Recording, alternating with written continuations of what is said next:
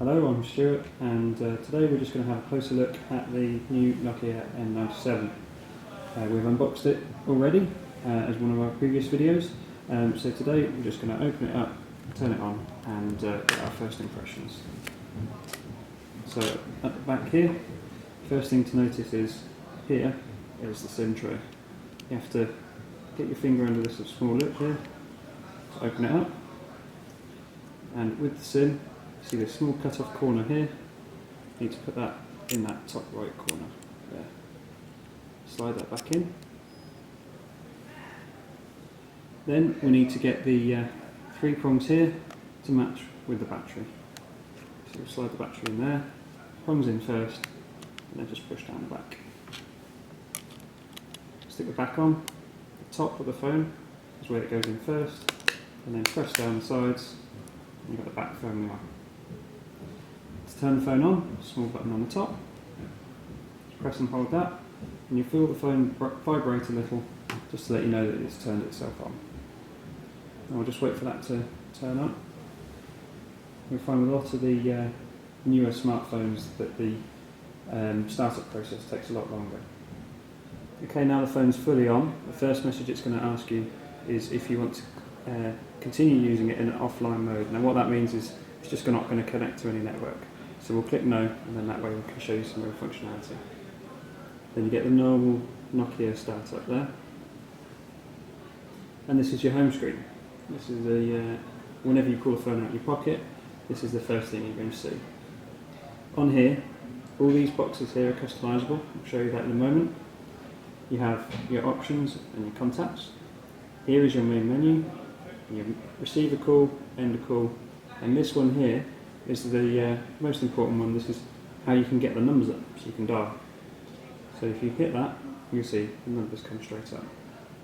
Now, one thing you'll notice is as you start using it, as you type, the phone will slightly vibrate every time you press the button. That's something you can turn off and on, but it does help you know that you've made that connection. We come back out. I'm just going to hit exit. Now the touchscreen on this is quite easy to use, even when picking something quite small. Just one small tap and it's there.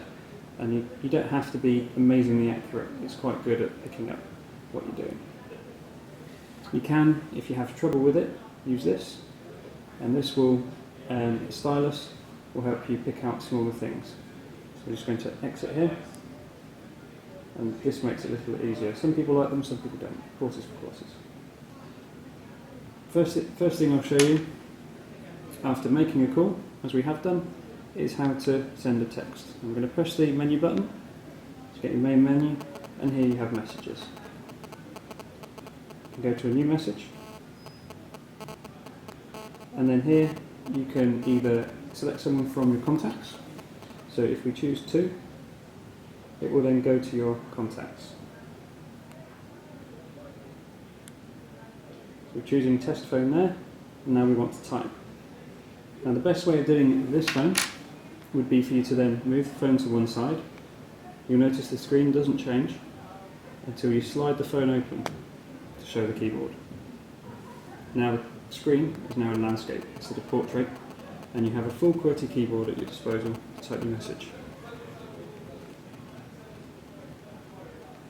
So now I have a message and a recipient, and to send it, just hit this envelope with the small arrows there showing it's sent, and that would send the message. Just going to close that and delete the message, and that's it. Now you'll notice when we're back at the top screen that we now have this as well in landscape rather than portrait. If we turn it, it doesn't make any difference unlike other phones because we still have this keyboard open. But if you close the keyboard, it will switch back. The next thing I'm going to show you is just how to use the camera. Now on the back we have a small shutter here. By sliding that down, it will expose the camera and the flash. Now that will then turn the camera on. I'll just show you that from the screen end. I'll close it. You have your home screen. I'll open it, and it automatically turns the camera on. Now I'll just move something into shot to take a picture, and that way you can see the focus. By putting half pressure on this button here at the top, you see a green box. You use that to centre on your target, and then press firmly and it will process the image. Now one thing I found, I've been using this phone for a few hours now, and one thing I found is the focus, once you just hold that down and the green box appears, is very, very clear. It's very good. What you can also do, if that isn't close enough for you, is when you are ready to take a shot, these buttons here, which are normally volume buttons, substitute for zooming in. Now you have quite a good zoom on this. Now at the moment you can see that the picture's very blurry, but again, tapping that button, you see how it focuses in very clearly. You can take a picture.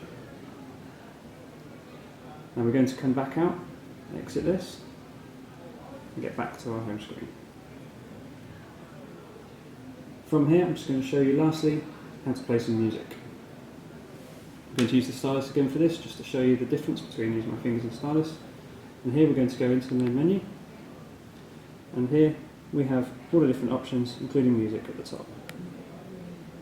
Selecting that, you can choose your music library, the artist or album playlists, all songs, and you have podcasts and genres and composers that you can customise. We'll go through artists and Beethoven, and here you can see the tracks. If you had many, they would be listed, but this is just a sample track. By double clicking on that, it will then turn to the music player. And you can see here you have your play pause, your rewind, fast forward, further options, and then back to exit. You'll also notice is, if you open the screen, just as before, it moves into landscape mode. Now the speakers are on either corner of what would be the front of the phone when you're in landscape mode. The music is very clear and it's of decent quality.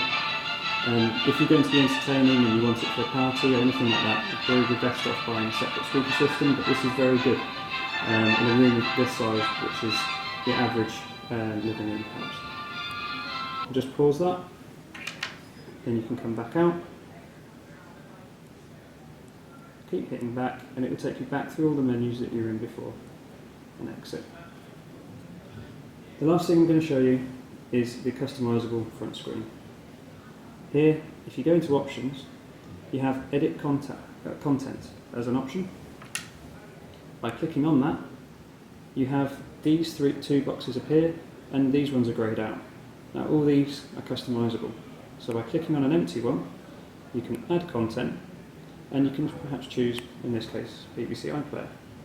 It will then load that. This is going to ask you if you're allowing a connection to happen. We'll just click no for this purpose, and we'll cancel that there.